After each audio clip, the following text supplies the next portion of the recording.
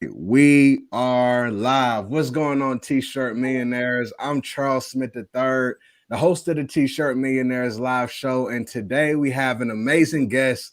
Again, we have Ian Gruber of Apliiq. And if you've never heard of Apliiq before, they're really a premium print-on-demand service that is out in the T-shirt space where you can go and get T-shirts made, but you can get so many other things. And so I really think it's a great opportunity on what they provide to be able to just expand your product line and offer your audience and your customer base products that you may not be able to get from some of the other print on demand providers. So with that being said, I know that this is going to be a great conversation. As always, it'll be inspirational as well as informational. So make sure y'all stay to the end. And we're going to go ahead and have a great conversation with Ian Gruber. He calls himself Groobies of Apliiq.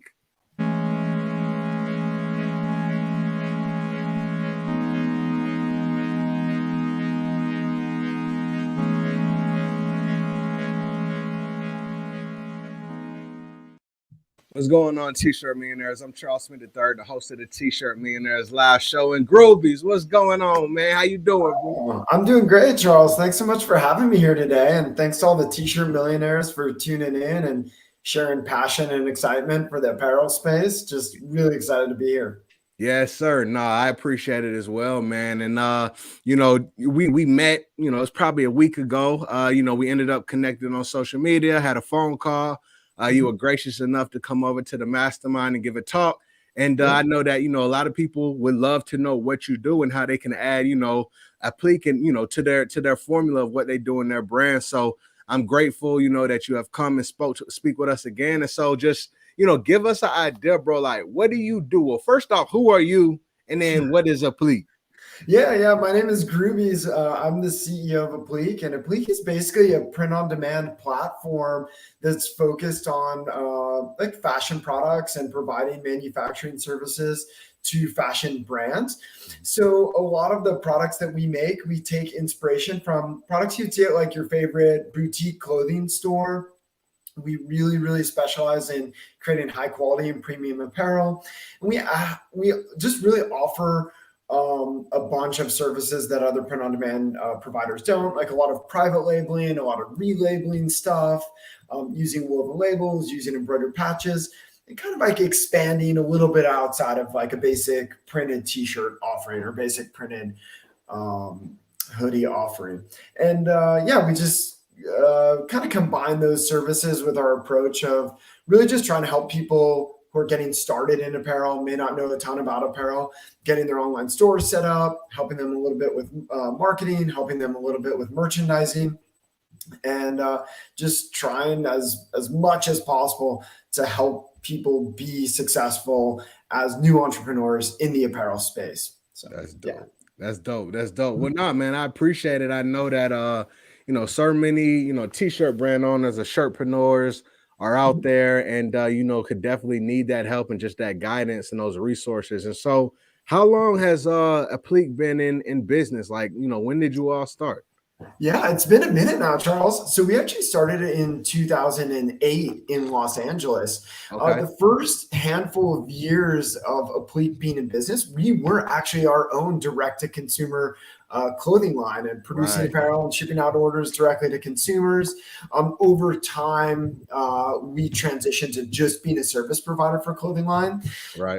We just found that a lot of the people that were buying apparel from us were clothing brand owners, were creatives, liked a lot of the types of products and solutions that we were offering. And the biggest question we got is like, hey, can you produce items for our brand? So over time, we just started saying yes to people. And, here we are about 10 years later or so. That's dope. That's dope. That's really cool, man. So, with the brands and the people that come to you and work with you, are they like new brands that are starting off, or they're like large brands that are doing a lot of volume? Is it a mixture? Like, who are the people who come to you and use your services? Yeah, it's a little bit of a pyramid, right? So there's a lot of people who are getting started, trying to figure it out. There's a bunch of people who already have, what I would consider to be pretty successful clothing lines where they have their website, they're making sales every day. And then there's people who do hundreds of thousands, if not, millions of dollars in sales. annually. So I would say it's like a pretty good mix of people. And I think that's one of the fun things about print on demand. You can use it at, different levels of scale. It can be really good for people getting started to not have to spend a lot of cost up front. And then as, brands kind of grow up and build up their sales, it can help you at that point as you're scaling up manufacturing. So That's really good, man. For people who would even be interested in like checking you out, like what are the ways that they go and look at your products and see that, what you have available, and how do they like integrate with your platform? Yeah. So I would say like the best resource that we have is our website, like Apliiq.com. I see it's like in the little banner down below. So thanks for throwing that in there, Charles. And the best way to kind of get your hands on the products in the current environment is probably just like ordering a quick sample. I'd always recommend people get started with a sample. Just let's the brand owner kind of touch it, feel it, make sure they're getting a product and a print or an embroidery that meets their quality standards, that they'd be psyched about their customers getting. So there's really like no way to replace that like complete finished product sample. So I'd say that's that's like a great way. And I always like people think about sampling just as like a manufacturing cost, like, oh, I just, we got to spend this money up front just to check the quality, make sure it's good. I always like to think about the sampling process as like a marketing expense where you want to get that physical product so you can tell your brand story, right? Maybe that's doing a quick lay flat photo. Maybe that's doing like a quick lifestyle photo with your models or friends, or just telling that brand story even better. I just think you can't really replace like good kind of lifestyle photography in doing online marketing. Right. No, that's really good, man. I think that's solid. And I think everybody, like if y'all went over to the website, checked out what they have, order something. Like I know after our conversation, I took a look at the catalog and I'm gonna figure out something I want to, order and put together. Cause I just think it's gonna be dope, like to have like some just new, like very premium product in my store. So I look forward to doing that. But what I want to do real quick, Ian, is I want to come over and pull up the Apliiq website just to be able to show everybody who's watching. And so, this is the Apliiq website. And then I know the first thing on here is like start your design. So tell me about this. We can hit start design, and then we can look at all the different products you have. Yeah. I mean, essentially, like what we're trying to do here is just help brand owners like discover products that are going to be most relevant for their brand, right? So a lot of that is like, people are interested in sustainability products, like, making sure we're healing the earth instead of hurting the earth. A lot of like what you just jumped into here is a lot of our like branding supplies. So one of the unique parts about the Apliiq platform is we produce a lot of supplies for brands. So things like embroidered patches or woven labels. Those are really end up being the foundation of apparel branding. So if you go and look at like how the big apparel brands brand themselves, a lot of their items are really kind of like blank items, but then they've sewn in a woven label or sewn in a tag appropriately that carries the brand into the brand, like a Patagonia or North Face. Like a lot of their products are labeled products, and then they let the garment kind of speak for itself, if you will.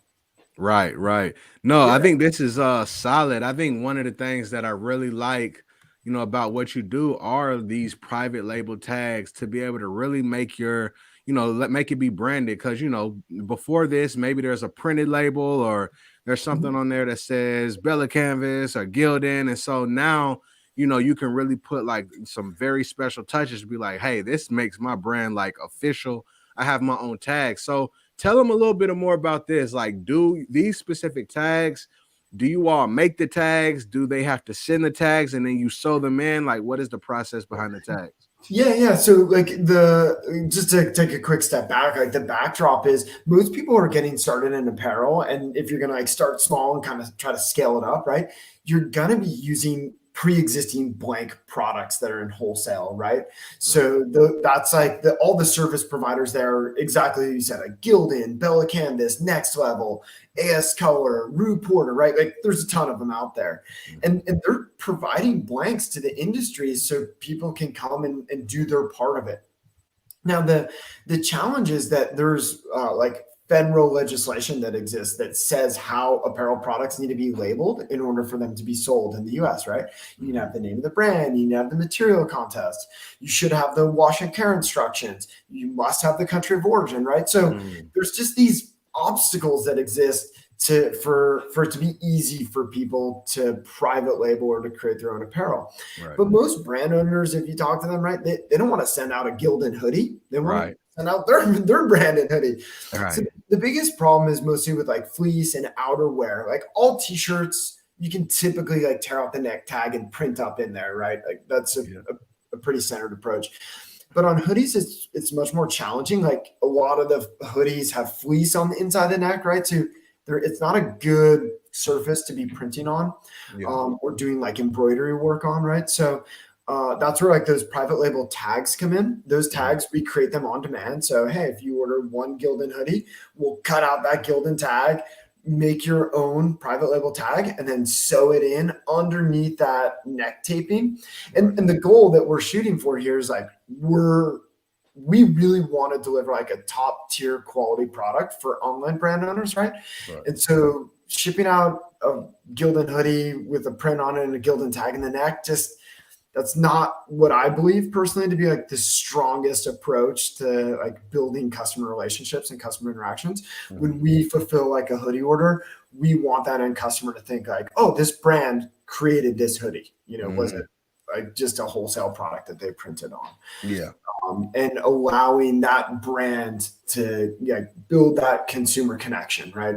So if that consumer wants that type of hoodie, they go back to that brand instead of thinking like, oh, I can just get any Gildan and print on it. So that was really like our mentality and like the problems that we set out to solve with private labeling. And to relabel a hoodie, if you want to do it on demand, is like $2.50. So it's not a ton of money. There's a bunch of bulk options too. If you guys have like a healthy clip of sales, if you can sell like 10 hoodies a month, it's $1 a hoodie to relabel them. So super affordable, really cost effective. And we're just trying to provide easy ways for brand owners to kind of be able to put their brand first and create those meaningful brand experiences with customers. No, that's really good, man. I think that's solid. And that's one of those services and what you do that, you don't see across some of the other print on demand companies out there. And, for, like you said, you do like 10 hoodies, maybe like $1 a piece for a label. I mean, that's like a no brainer almost at the end of the day. So, I think that's amazing and something everybody should really look into. So, with that being said, Ian, what are kind of like your turnaround times? I know that, you all are, have on the East Coast and the West Coast, somebody has orders that are coming in. Usually what's the turnaround time to get it out to customers? Yeah. So you're totally right. We have like a manufacturing facility in Los Angeles and one in Philadelphia. So we went kind of bi-coastal there, if you will, to basically like cut down on the shipping times. And so when you think about how long it takes from a customer to place an order to get it, receive the final order, there's really like two parts to it, right? The first part is like the production time frame, and the second part is like the shipping that it takes once it's produced to ship it and fulfill it. Our ship times right now are about like a week to fulfill an order. If you go to our homepage and click, or any page on our website and click at the top there, we'll tell you like, hey, for all the orders we shipped out today, what's the average age of those orders? And, we try to be open and transparent as possible about that type of stuff. And then our shipping times it really just depends on where your customer is. If they're in Los Angeles, it's a 1-day ship. If they're in New York or DC, those are both 1-day ships from Philadelphia. When your orders come in, we'll route them to the closest factory that we have to your end customer to try to fulfill that order as quickly as possible. And behind the scenes, we'll kind of load balance between the factories. So if one factory has a lot of orders, we'll begin to shift new orders over to the other factory, and we constantly load balance orders. Like every week, we make small little adjustments there. Okay, no, that's really dope. That's dope. Yeah. That's dope. All right, cool. So, go ahead. Oh, just one other quick thing I wanted to go back to in terms of labeling. Like we talked a lot about private labeling, right? Which is like removing the wholesale tag. Yeah. And I just wanted to like quickly also mention that there's other types of labeling that exist for apparel products, like getting a label in the neck. That is really like a federal requirement, right? Like the law requires that we do those types of things, but that's just like really the foundation. There's a lot of approaches that kind of large retail brands would use labels to brand their products. And so getting your label in the neck is one thing, but sewing your label like on a sleeve or on a hem, a lot of that type of labeling is through woven labels. Right. And so we can also create and hold woven labels and sew those in on demand as well. And as opposed to like denoting like that your brand produced that hoodie like a private label would, the woven labels are like a more kind of marketing type of branding, right? Where you're sewing that label in like a very, very visible space. So when that product is like talked about or, somebody's wearing it, they're like, oh, where'd you get that? Who made that? People kind of look to like the woven label, in those types of conversations. And I would also say that that's just like it just helps you like create brand value and like elevate the value of your brand in doing those things. And then it also solves some like design problems that new brands face, right? Like a lot of times when I look at a new brand, they'll take like their logo and like print that on the chest, right? And because like they want everyone to know like, oh, it's a new brand that's out there, right? But it can just be limited in terms of your artwork. Like a different way to think about that is to like maybe have your brand mark in the label, but then like use artwork that the community that would resonate with your community, or that you're featuring the design work of an artist in your community. Print that on the chest, right? And then that artwork is being brought to you by that brand, right? The brand that's shown on the label. So kind of like it can solve some of those like early on creative design challenges that brands that are trying to get started are faced with. Like, how do we get our brand out there, but not make it only about our brand, right? And labeling and approaching your design with like, hey, it's brought to you by us, but letting the artwork kind of be just artwork. The artwork doesn't need to be about the brand necessarily. And I think you begin to see that with a lot of the most popular brands. The artwork's just super beautiful, graphic design. It speaks to the community. It could be like a little joke. It could be a little pun. It could be something to get the community excited or bring the community together, or organize the community against some other thing that's going on, right? But it's brought to you by that brand. And so a lot of the conversations we have with new brands are trying to help like explain some of the nuances of like apparel design. And it doesn't just need to be a logo print on the chest, right? There's a bunch of ways to do that. I think that's very profound. I think those are gems. And especially people who, what I'm saying, who are starting off, because you see that a lot. It's like, here's the name of the brand or here's the logo of the brand, but why not try to, figure out the sentiments of maybe what the audience cares about. And so, I love that approach. Tell me about this, because I mean, we spoke to this, on the Mastermind.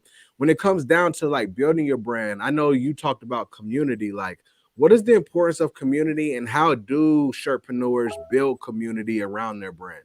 Yeah, I love that word, shirtpreneur. That's awesome. Yeah. I call them fashionpreneurs, but it's like the same There we thing, go. right? Yeah. It's so awesome. I mean, to me, like brands don't exist without communities. Like once a community becomes rich enough, not in terms of monetary richness, right? But just rich enough in terms of like the interest that is organizing that community, bringing that community together, getting individuals to participate in that community. Once there's enough value in that community, in those relationships, in how that community works together, then that community can have a brand, to further bring that community together, right? Like people like us do this. Right. They wear this type of apparel or they support this brand, right? So that's kind of what like first the community exists and then the brand. If you're just trying to build a brand and then attract a community to your brand, that's a very hard effort, right?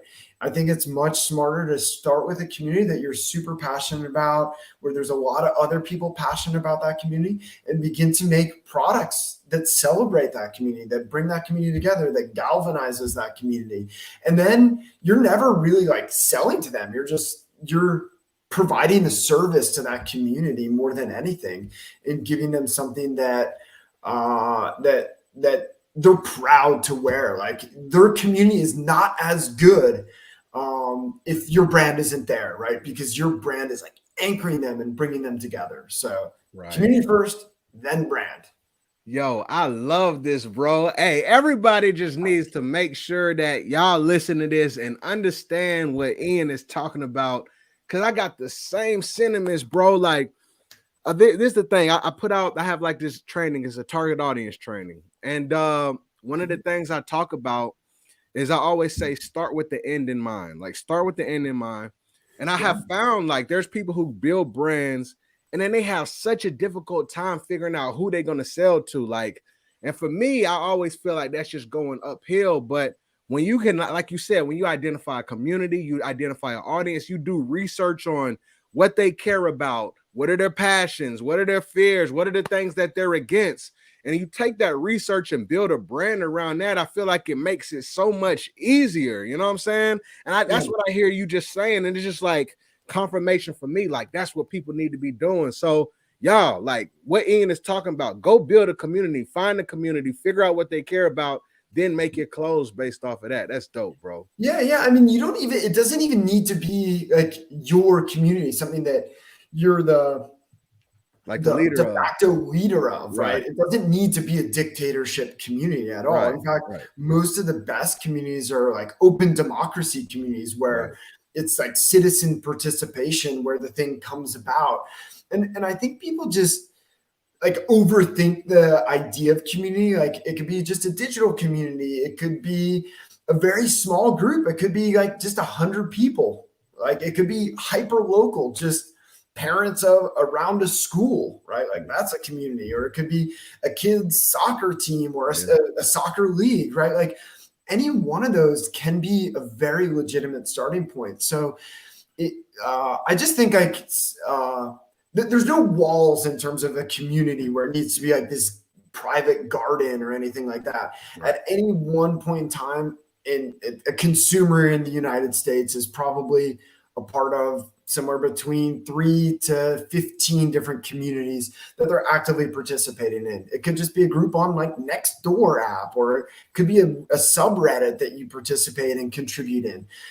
But you can't, like, your participation in that group can't just be like, buy my clothing. It can never be that. It needs to be like truth. Like, it needs to be founded on your desire to want to participate in that community and enhance the experience around that community.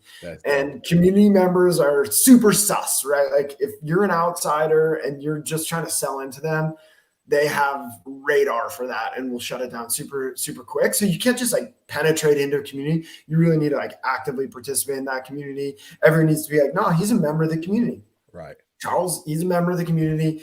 His products get play here. You know, like that's how it has to be. That's solid, bro. That's more game for y'all. Is don't just always try to sell, buy my stuff. I think that's really good what Ian said. With that being said, how do people even, when it comes to, especially online, right? When we're talking about just like selling online, and maybe that's where a lot of the sales and, you know, where we're building this thing at, how do people find their community? How do people, you know, figure out and get in front of their target audience? How do they get that reach? What are some things, or what are some of your favorite ways? Yeah, I mean, I think the best way is like content, right? If you can make valuable content contributions to your community, like if it's a small little peer group, just introducing new people into the group. Like, oh, hey, here's Charles. He's a really good guy. He runs this thing, T-shirt Millionaires. He should be part of this community, right? He can make contributions just like all of us can. So, you know, that would be like one way to do, like, so content I think is super key. Like, if it's a subreddit, it could just be like posting a funny meme a day. Is everyone going to be a home run? Absolutely not. but you could kind of build up like a little clip. And then once you see which one of your memes kind of fly off the shelf, that's a really good idea to start merchandising around. Like, hey guys, if you guys love the meme and you're still laughing out loud about it, right, dude, here's the shirt for it, right? That's like, I'm just coming up with that example off the top of my head. So no, I think framework for a t-shirt. I mean, that's golden. I mean, so what I'm hearing is like, you know, you might find a group of people, you're putting out content, you might have some type of meme. All it is just content at that point in time. But if people draw close to it, they find interest in it. Hey, that's a key signal for you to say, hey, maybe I can go create some shirts around this or some products around this that people can buy. So I think that's fire. Absolutely. Like a content is like an early indicator, right? If you get good engagement around a specific type of content from a very specific audience, there's probably a latent merchandising opportunity there, meaning like your brand can step in and begin to serve that need of merchandising around that idea or around that concept. So I really love content. I mean, it could be like photography based content that people are digging and loving. It could be like graphic design content. It could be humor based content like in memes. It could be videos that you're doing, like just short little 30-second videos that your community would appreciate. I mean, like any of those things are great. And once you're posting content, that is actively contributing to that community. It's an active contribution. And then if you do that for long enough, you become a member of that community and you're supporting that community and bringing them together, starting conversations, something to talk about. Right. That's good. Add value first, y'all. Add value first. You know what I'm saying? Like, don't always be in the spirit of taking. I don't think that's not how you get ahead in anything. I think in just business and life, period. Just, add value. And so I think that's the way to go. I love it, bro. So with that being said, I know one of your other things that you spoke about was like partnerships and like influencers, people who already may be have influence in certain communities and partnering with them. What are the ways, like, what are some strategies to, get the attention of maybe of an influencer or a strategic partner, to get them to, shed light on what you're doing with your brand? Like, what are some ways to approach that? Yeah. I mean, like, look, let's just tee up like a quick little example. Let's say you got your brand, right? Yeah. And that there's this community that you think your brand's going to be a really good fit for, right? The first thing I would do is really try to be an active member of the community. And let's assume it's not your community. There's other de facto owners, people who've started that community, right? And they're the moderators on the chat, or they're kind of the gatekeepers for the community. Maybe it's attendance, like invitation only attendance, that type of stuff. But start to make active contributions to the community and be a great community member, like a good community citizen. Whatever the rules are of that community, you got to follow the rules. You can't come in and break all the rules. They're not going to like that, right? Once you can be an active community member and you start to garner respect of other people in the community, then you have a unique position to say like, oh, hey, by the way, I also have this brand on the side and I'd love to work with you as the community leader and do a collaborative project together. I've got a couple ideas. I'd love to see like what you think about this, but you can't jump into having it be like, this is my thing. I want you to do it. It needs to be an open platform where like, hey, I want your help. I want your part in this. I want your ideas. And what you're ultimately trying to do is get them to buy into you, right? Like you want to make it as much their thing as your thing, right? And so it's our thing, right? Like you want active participation from the leaders of your community in your brand. And so you might need to do different things to get their active participation. Sometimes they just want a seat at the table in your brand, right? They want to give you design feedback or suggestions, or maybe they have an idea and they want to put it on your shirt, right? Because their community and their leadership working with your brand you guys are giving each other credibility, right? You're lending each other credibility by working together and coming out with a collaborative product that the community likes and celebrates, right? So I would definitely try to get their buy-in and their participation in the planning and execution. But if you show up and be like, hey, I want to sell this shirt in your community, that's a much, much harder sell than saying like, hey, I've got a couple ideas that I think would be rad. I really want to get your ideas. Let's work together and do something that's rad for the community. And putting the community interests above your interests, above the community leader's interests, not just in principle approaching it on that footing, I think is really, really smart. Like, you need to be acting in the best interest of the community and getting them excited. And then the benefits that you get come secondary, right? Oh, hey, we can make a little money, and then let's funnel the money into our next project, right? Those are the things that if I was a community leader, I'd be excited to work with brands that think about it in that way, right? That's really good. That's just gems across the board. It just seems like the approach. It's all about the approach, all about how you word things. Right. All about like how you prioritize your benefits, you know what I'm saying, and putting those last. I think that's just solid. So y'all make sure like these are things that you can really put into play today. And approach people and partner, right? At the end of the day, it's partnership. So that's solid, bro. So one thing I want to switch gears a little bit. I've always thought that print on demand is like really good in regards to being able to put out new items. Like you can just like put a new drop. You don't have to worry about any fulfillment, sourcing items. You can see what's there. You could just create something new and refreshing. What do you feel like the best ways to like for t-shirt brands or fashion companies to do drops and release new products to the customers? Do you just put something on the website, or should you build up this anticipation? Should you make it like a limited edition? Like, what are just some of the ways that you like to do that? Oh man, it's like such a good question. Charles, I could just speak for hours. Hey, I love that. Let's do it. But I think that there is like a I want to say correct. I mean, there is no one correct way, but there's like a set of things that you should do. And I do want to be clear. What I'm talking about now is selling t-shirts online, right? If you're going to go through like retail distribution and sell through brick and mortar stores, there's a very different approach to do those types of things. But I assume like for the purpose of this conversation, we're talking about like, hey, I'm going to do an online release and I'm going to drive sales through my website, right? So with that being said, I would say like the biggest mistake that I see people make is just trying to do too much product at once. Like, like people will try to put together a collection based on the premise of like what a retail brand would do. Meaning like they look at how somebody like a Hundreds or somebody or like a Supreme or like a high like fashion line will put together a collection. Like Tom Brady released a collection. It's like 4 different capsules and it's like over 100 products. Yeah. Wow. Like, and people set the bar just so high for themselves. And I think what you lose when you do that is, first of all, you just overwhelm the consumer. It's like too much to take in at once.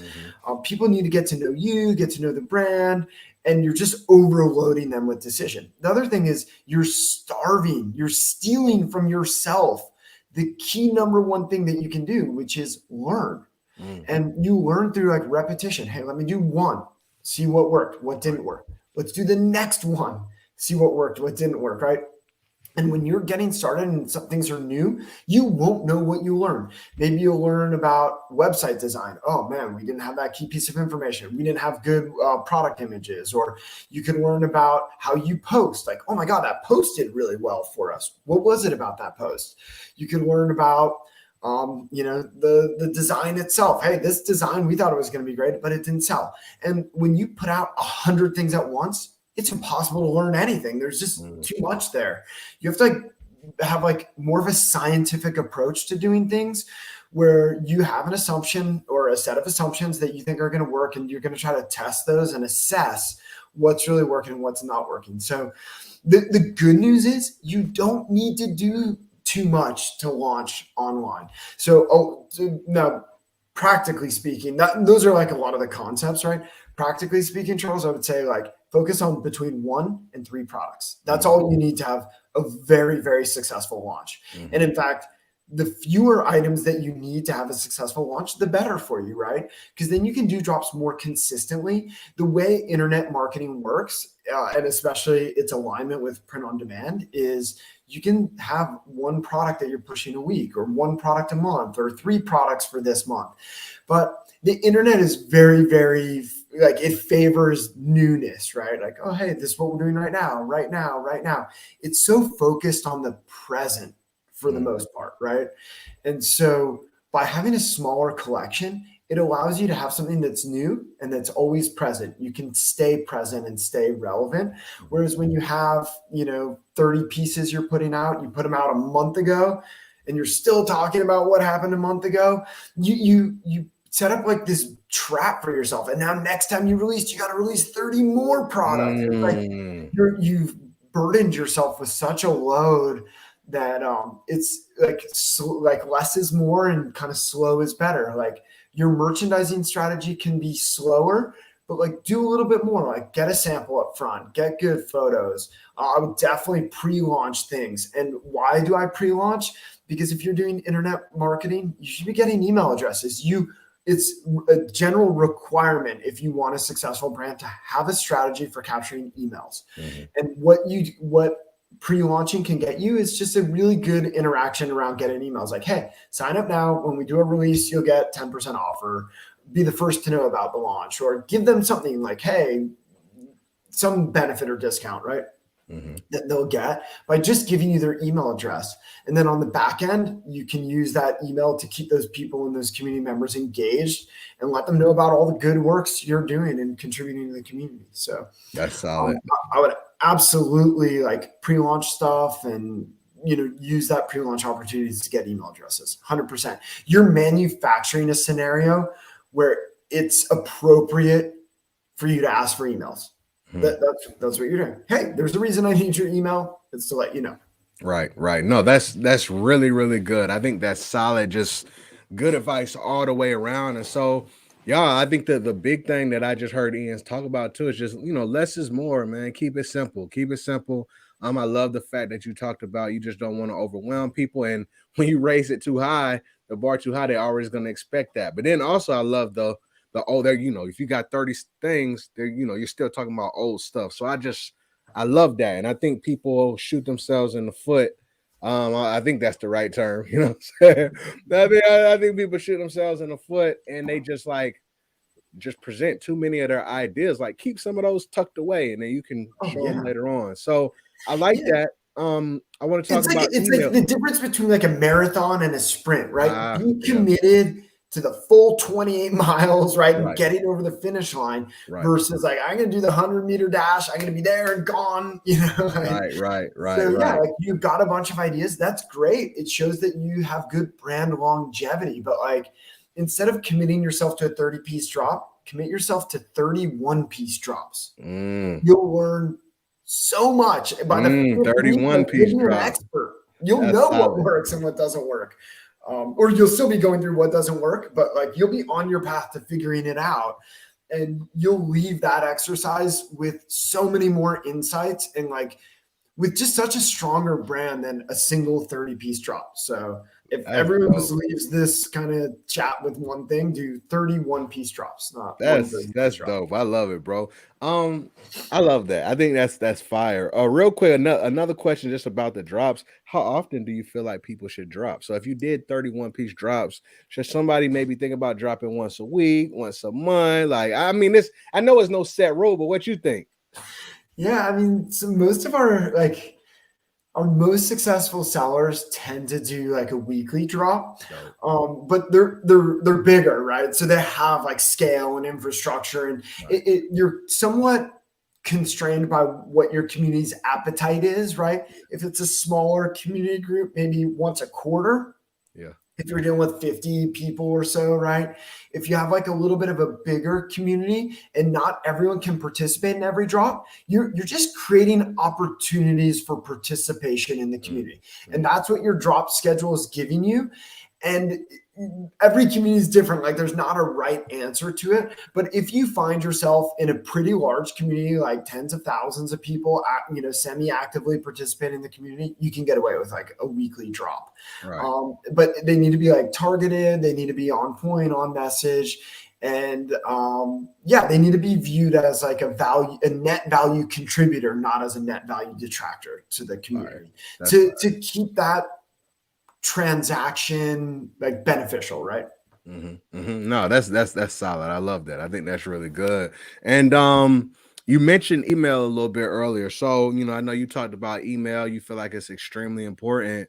And so when it comes down to even email, what are some of the things that customers should that always be about just selling? Hey, I got a new drop, come buy this, or what types of other content should people sprinkle into those emails to just stay in front of their customers and on top of mind? Oh man, I mean, it depends on the community that you're supporting, right? But yeah, like any type of content contributions you can make, and kind of break up the sell. I think is great. It just shows that you're a good community citizen and that you stay in everyone's good graces, and it makes people want to support you. It makes them want to make you successful. Right. And that's how people open their purse strings, right? If you're in a list of people they want to support, then when the opportunity comes up for them to support you and get something in return, it's like, take my money, take my money. Good. Right? That's good. So yeah, I would definitely try to break it up, and every community is different. It's just if it's like a graffiti community, right? Yeah. Then maybe once a week, get people in the community who are doing graffiti to do like stop motion and send out their video and celebrate it. Like, oh dude, rad mural that this person created, want to share it with everyone. Here's the YouTube video, give your suggestions. Like, this is just for the love. Like, it's just for the love. Right. I like that. No, that's good. And it seems I see the correlation now too, just based on what you said, from when people find that community and they may be just posting in a group or social media, it's kind of still that same type of cadence, when they're sending out emails just to on a more intimate level because people have signed up with you. So I like that, man. I think that's fire. Question I wanted to ask too is for t-shirt brand owners and shirtpreneurs who are brand new, they starting up their brand, they're figuring out the proof of concept, they're trying to figure out who their audience is, what is the messaging, what type of advice would you have for someone who they're in the struggle stage, they're eating dirt, what I'm saying, they're just trying to figure it out, haven't gained much traction, and then it gets to the point to they start wondering, should I throw in the towel? What I'm saying? This is kind of difficult. What mindset or even tactical things would you offer for that person who's just trying to find their way at the beginning? Yeah. I mean, it's if you're trying to find your way at the beginning and you're not having success in making sales, my quick analysis or assessment would be hey, you have a product market fit issue, meaning your product isn't resonating with the market. So you need to either find the right market or find the right product for the market that you're talking to. And that can be super, super challenging. It can be frustrating, and you can feel like you're just there's no wins there. Yeah. So I would just say you got to persevere. You got to find your way through that. I wouldn't say throw in the towel or give up. I would just keep a very open mind. You really got to listen to people, ask really good questions. If somebody tells you no, I wouldn't buy it, hey, get into the bottom of why they wouldn't buy it. Is helpful for you, right? So try talking to a lot of people, engaging with people up front, getting conversations going around the product. But you've probably also missed a couple steps if you're just trying to jump into merchandising and not having success. A lot of the work goes in before you merchandise. People will build up huge Instagram followings, right? Hundreds of thousands of people before they even try to sell a merch, sell anything to that audience, right? Right. So you need to create a lot of value for people before you start asking for value in return. The other thing is if you're not having success, Also, that's not a burden that you have to carry yourself. Try thinking about like who your team is and who the people you're surrounding yourself with. And if you're trying to penetrate into the community, like, do you have that buy-in from that community leader? Maybe try to bring on more people to help you flush out that brand vision and focus it on a specific demographic or a specific audience, right? And try to get a couple other trusted parties like in your court, right? In your camp to kind of help you bridge some of those gaps. So like maybe you need some more help on creative direction, or maybe you need some like sponsorship help. Like you have a good product and a good fit there, but you don't have enough eyeballs to kind of put onto it. And it just really takes experimentation. Like, okay, maybe you think you do have a good product. You made a couple sales, but not enough, but your conversion rate's high. Try to see what you can do to add eyeballs, right? Or if you have a lot of eyeballs, right, but the conversion rate's low, it's probably a product market fit. You need to think about, how am I getting these eyeballs here? Who are these people? And is this the product they're looking for or not? Right. So you can kind of fix it on the audience side or on the product side. But yeah. That's good. That's good. No, that's solid advice all the way around, man. You dropping a lot of gems out here, Ian. I appreciate it, groupies. Many blessings, man. My pleasure. Absolutely. So I wanted to come back over to the website and talk about some of the stuff on the as far as the products. One question that we had is, do you have more than one type of denim shirts? Denim shirts. Ooh, that's an interesting one. I don't think we have any denim shirts. We used to offer a denim jacket. There was some like stock issues, so we're no longer offering that particular denim jacket. But I'm not even aware of like denim shirts that are out there in wholesale. Maybe just like a little blind spot that I have, but maybe just clarify that question for me. Okay, got it. Yeah, go ahead and put that in. And someone asked about, shipping time. So you said, about a week or so. I'm not exactly sure if they ended up, purchasing or, they're just inquiring, but just asking about shipping time so we can improve customer service and reviews. Like, what are thoughts on that? Yeah. I mean, on the shipping times, there's a couple things. One is like from the manufacturer standpoint, right? Because like we're producing this stuff. The closer that you guys can have to having artwork that's print ready, the better it is. The way that our platform's set up is a little bit different than other print on demand platforms. Like when a new design is set up, the first time we make that product, we route that product through our production art team. So a human is going to like review all of those artwork files and confirm that they're production ready, meaning like we feel confident we can get a good result for you in production. It doesn't mean like it's always 100%, right? But like we want to like put that extra eyeball on it. In our experience, we've just found most people, a decent amount of the percentage of people that we're working with don't quite have all the ducks in the row on the artwork side. And so if you order a sample, we route it through artwork approval for you, and everything's set up and finalized that first time. So when you start making sales to customers, all that's handled for you, right? And we just go right to production on all those subsequent orders. So sampling is a good practice because it helps you as the brand get that product in hand. You have confidence. You can use it for marketing. It also helps your manufacturer as well. We feel confident we're making it to your specifications, and it's something that you're confident in, right? We don't want any questions coming up where we print and we're like, I don't know. Does it look right? Maybe not, like quality is a little bit of a moving target in that we're not mind readers. Like we don't know what every brand owner their expectation is 100%. We know we want it to look good and look right, but that doesn't mean what we think is the same as what you think, right? Right. And sampling allows us to kind of clarify that process. Right. That's really good. I love that. Good stuff. So I wanted to ask about, we come over to the website and I saw this like campaigns. Like what are campaigns like? What's this whole page about? What do you do here?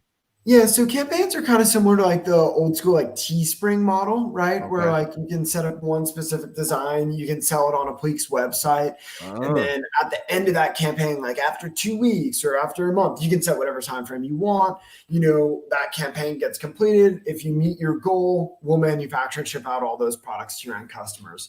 I would say it's probably like I think this campaign model has mostly been like replaced by drop shipping at this point, where like Mm, brand owners can have a more direct experience with their customers, right? mhm, I do think it makes sense for like kind of college campus environments where I don't want to spin up a whole website. I don't want it to necessarily mm. be an entire brand. I just want to do this t-shirt and let everyone buy it and like get it themselves without me kind of being in the middle of it, if you will. Right, right. Yeah. So have you seen, found this to have people had like really successful campaigns, coming through Apliiq? Have you seen some good campaigns come through?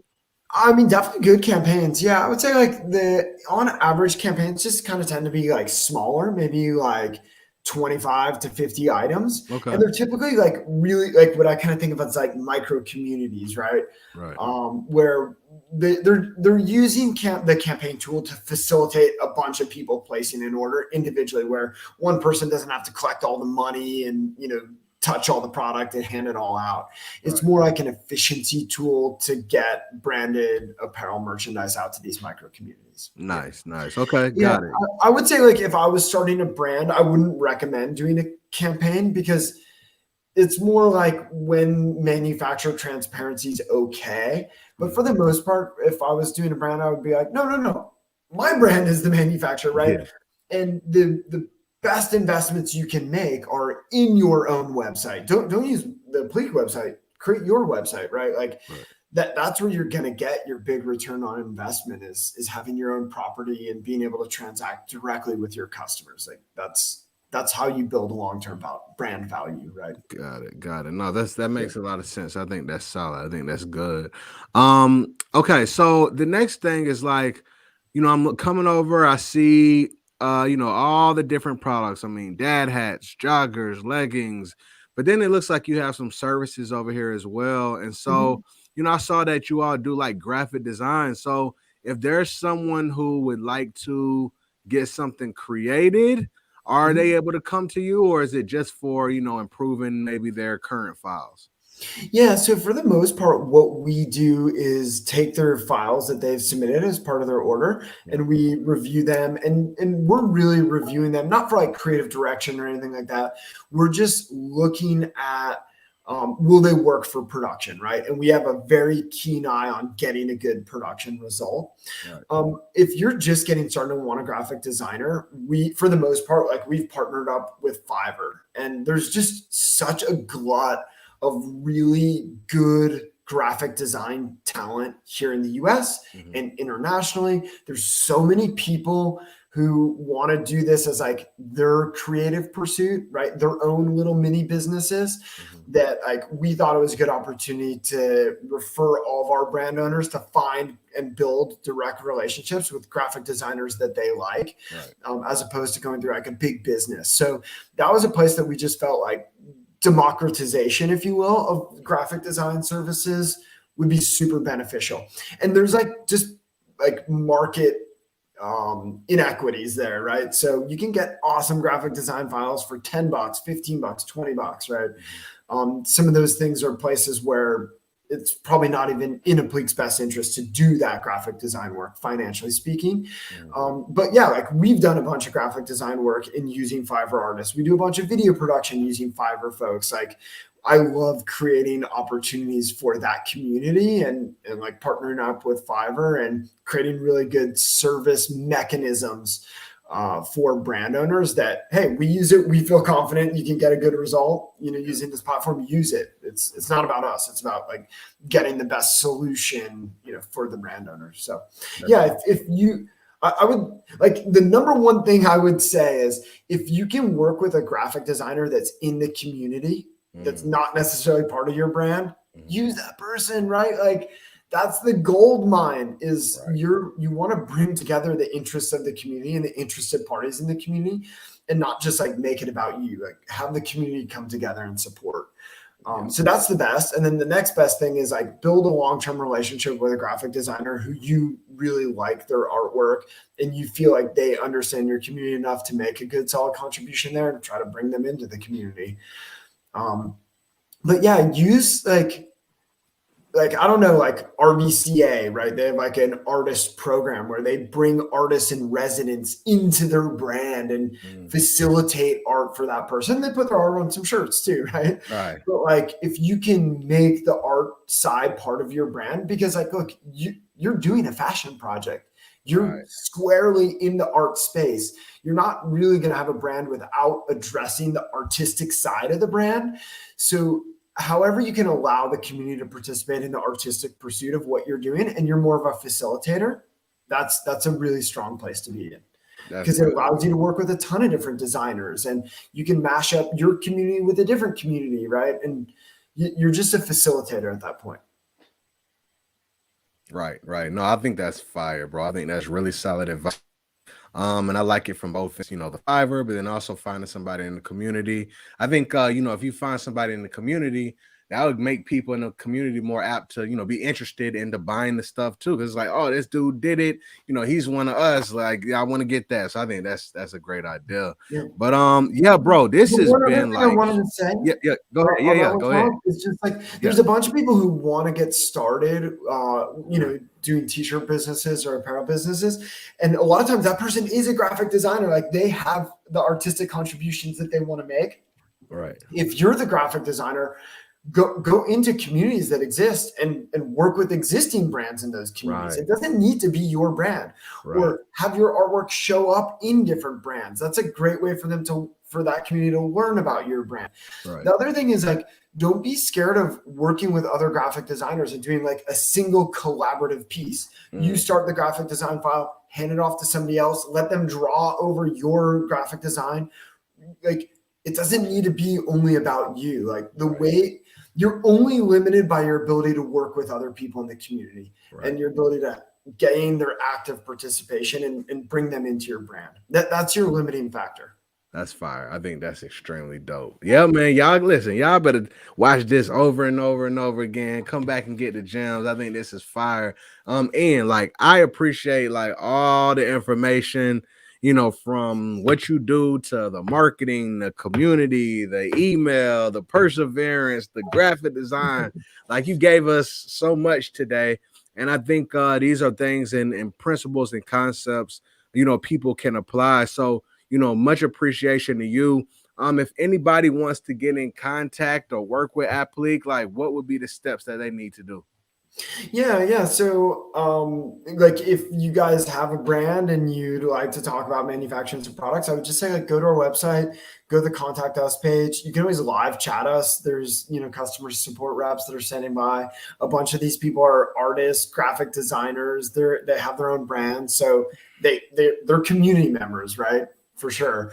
Right. The other thing you can do is just book a meeting with us. If there's a couple things you want to rap about and talk about, or if you have questions, something doesn't make sense. Sometimes as you're getting started, just one or a couple meetings as you're getting everything spun up can help. Those are great ways to connect with us. Hit us up on social, like Instagram. We're pretty active.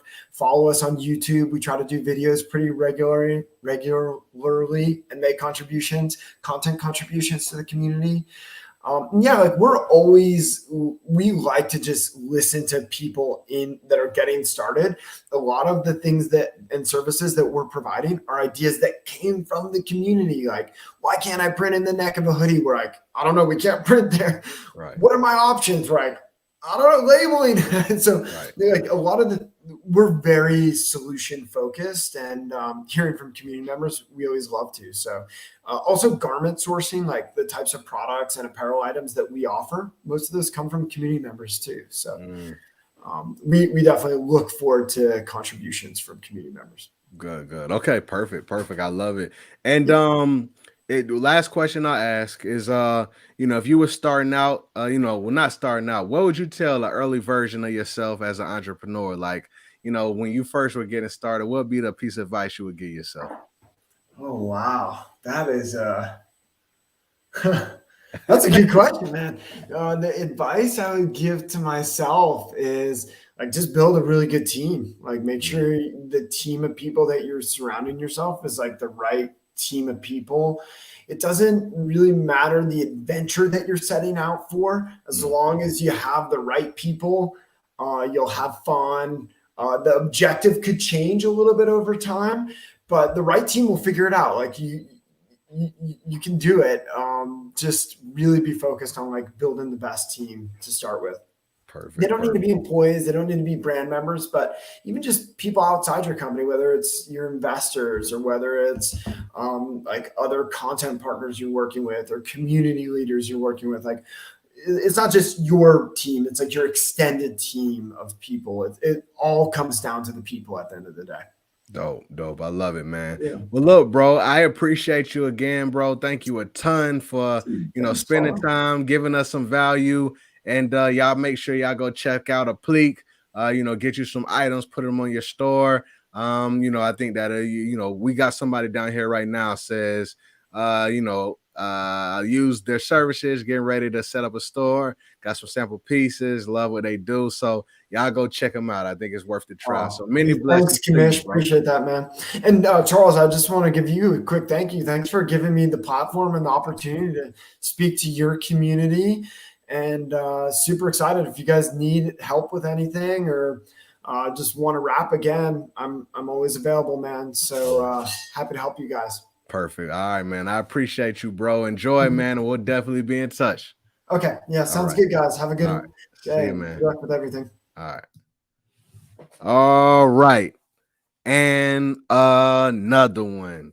I know that y'all enjoyed that, man. That was extremely great. I appreciate Ian for giving us all that information and a lot of game. And one of the things that I appreciate about the conversation is, it wasn't always about just like the products and everything that Apliiq does. He gave us a lot of value just as shirtpreneurs, what you can use and what you can put into play to be able to grow your brand. Some of the things you should be thinking about when it comes down to drops, when it comes down to capturing emails, when it comes down to building community, alliances, everything that goes into it. Those are things that you really need to be thinking about, right? And so I think it was extremely valuable. This is one that I definitely would recommend that you go back to, that you watch, and just remember, go over to Apliiq. Y'all know with Thoughts of a Dreamer, I started this back in November, and I've been doing good. I've been holding it down with just one design, but I'm thinking in my mind now, like, okay, how can I take my flagship design and just put it on a real nice quality piece, something that's a little bit different than what I do. And so, I'm gonna be playing with that and seeing, how I can add that into the mix. But I think that this is solid, and continue building your brand. Let those ideas flow. Always try to find different ways, different people to partner with, and really take it to the next level. If you have the idea, you got the capacity, you have the team, like Ian talked about, you can make a lot of things happen. And so I appreciate y'all as always for coming on, watching the show. As I said, if you know anybody that can find value, send it to them, put it in another Facebook group, share it with your grandmama, whoever it is, just pass it around, because these conversations aren't just for me. They're not just for you. They're for anybody who is trying to build a t-shirt brand and looking to grow. And so again, I appreciate you, T-Shirt Millionaires. For anybody who is not a part of the T-Shirt Millionaires Mastermind, feel free to tap in. All you got to do is go to tshirtmillionaires.com.